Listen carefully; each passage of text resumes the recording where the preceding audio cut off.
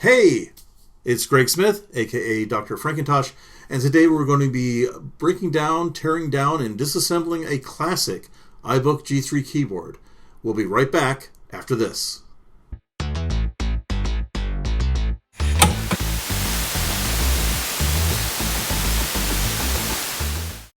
So to get started, you're going to need to remove the keyboard. You start by unlocking the keyboard with a screwdriver. You'll need a straight slot for that.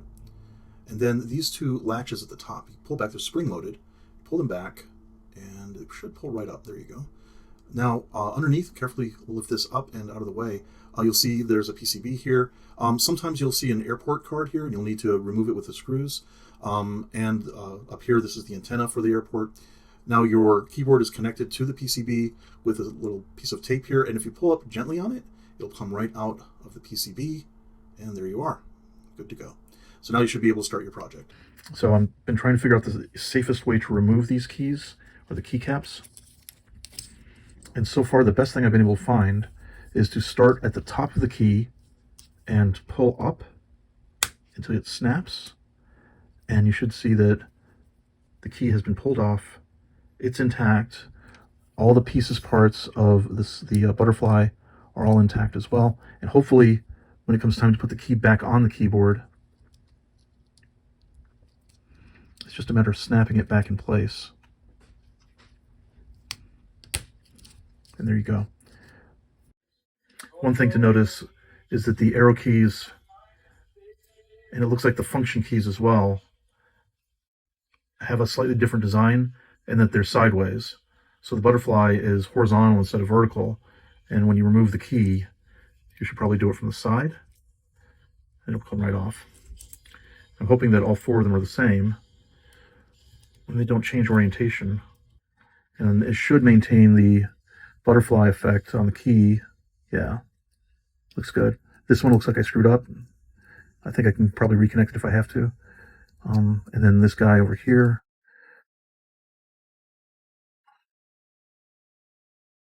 There you go. Now these, I think they're just plastic covers, and I don't think that there's anything necessarily special about how they're kept on here. Yeah, they just caps. Nothing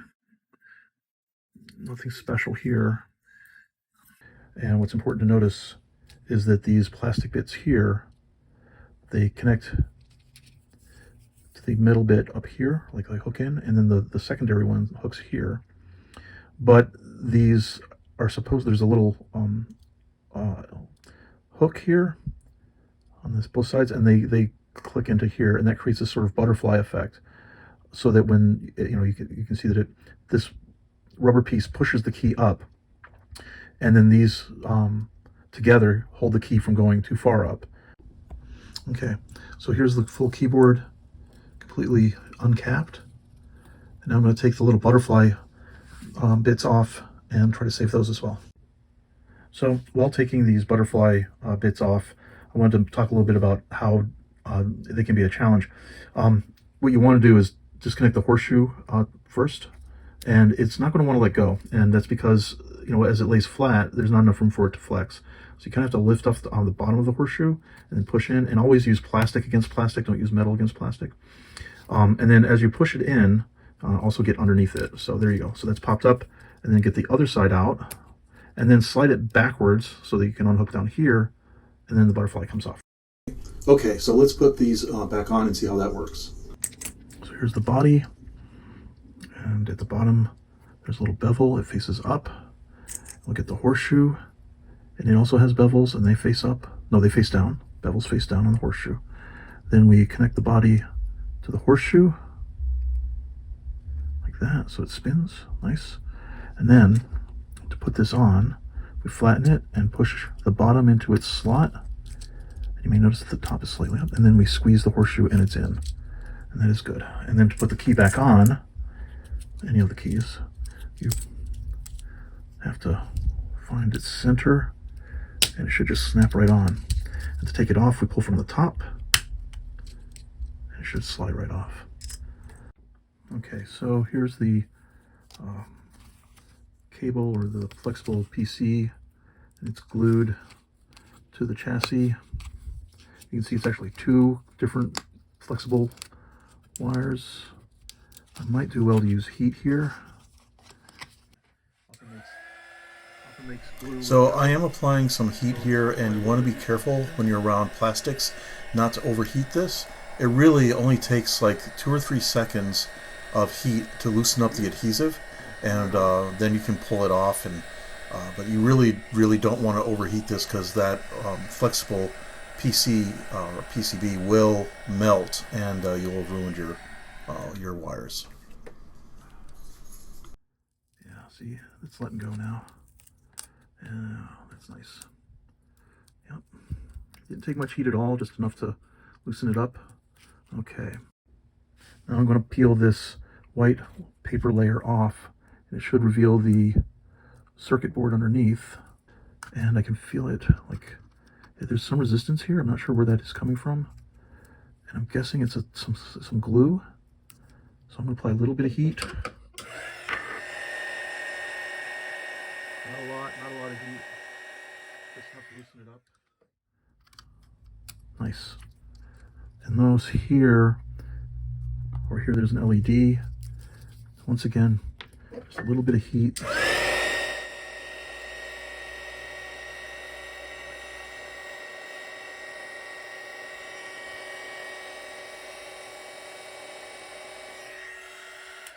So I'm getting some resistance here. I don't think it's just glue.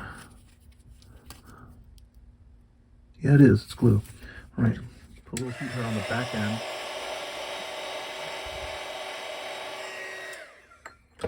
Loosen that glue up. There we go. You want to be really gentle with it, because you might tear this. A little more heat.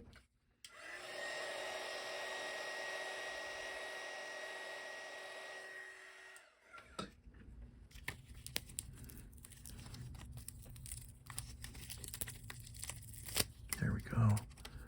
There we go. So there's the actual circuit, and if we can slide this through. And we've run into a little bit of a challenge. The pin connector is soldered after. There we go. Here you can see the pin connector here has been soldered on after it went through the board, so it's going to be really hard to pull that out. And of course, this is all a flexible PC here, or flexible PCB, and all these wires here, there's like upper traces, and then underneath is another layer of lower traces. And the spot, let's look at the space bar. So like right here, there's a dot, and I think that when the rubber, this rubber or silicone piece, when you push down on it, make an electrical connection, and it joins the top trace with the bottom trace. And that then, you can see that here as well, and that's when you make a connection. So I glossed over this portion here where I used a Dremel to cut the case so I can get the cable out, but it's not necessary, and you'll see why in a minute. So you can see these are two separate pieces, and there's a top piece and a bottom piece. Now I don't know if I can safely split them apart, so I'm going to cut this. I'm going to cut it kind of long, because I might be able to use it down the road. So I apologize for the bad camera angle here, but what I'm doing is applying heat and separating the two layers of the keyboard circuit, and we'll talk about that in just a sec.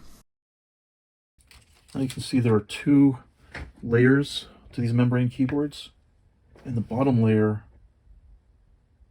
appears to be rows, right? Yeah.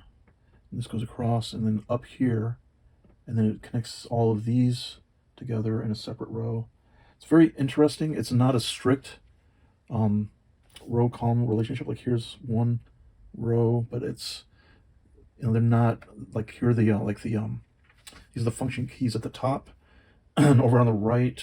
So these over here are the arrow keys, and you can see that they are connected along the same. So let's look at the top one. You can see here, these are basically columns, right? And they go up like this. These are all connected basically along the same column. Yeah, so there's an LED, and It looks to me like there's actually a break in this wire. I may have broken it, but you can see there are two lines going in. Yeah, one at the top, one at the bottom. Looks like the other one. There was another one over here. One for the, that looks like it might be for power. And this one over here is caps lock. See, there's one at the bottom and one at the top. And then you can follow those traces down and see where they come out over here. So this has been really profitable. So I can now tell exactly which are the top and which are the bottom, which are the rows and which are the columns. So I wanted to take a second to zoom in here. If you can see this, there's actually another film, a layer, on top of the circuit, and that is an insulator. And the gray area is the insulator. The whitish area is a hole punched out in the insulator that allows the upper and lower dots to connect when you press a key. So when we put these two layers together, the dots line up, and then we can put the rubber buttons on top of it, and when we press one of those rubber buttons, it forces the two layers to connect. And remember, there's a very thin layer with a cutout there, and when you put the rubber mat on top of it and then you press one of the keys, it forces those two dots to connect, and that causes a keystroke. So that concludes my teardown of the iBook G3 keyboard. That was absolutely necessary for me to fully understand how the keyboard works so that I can now interface it to the M1 processor that I'll be putting inside the iBook. So tune in next time when we work on the mouse pad. And by all means, please don't subscribe to this channel. Don't like it. Please don't look at any of my other channels. Your time is precious and you have better things to do with it. So take care, and I'll see you next time.